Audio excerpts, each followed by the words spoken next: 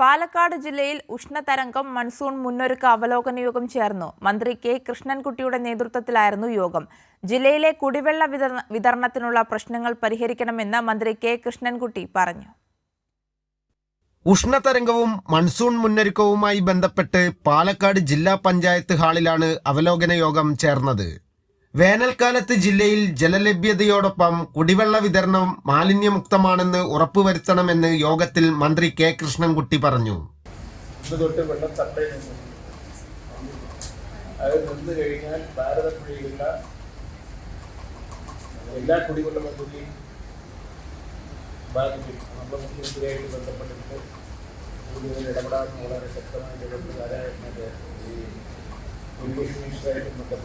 പാലക്കാട് ജില്ലാ panchayat president K Binumol, MLA-മാരായ KD Prasenan, PP Sumod, ജില്ലാ collector G Priyanka, ADM K Manikandan തുടങ്ങിയവർ യോഗത്തിൽ പങ്കെടുത്തു. കൈരളി ന്യൂസ്, പാലക്കാട്.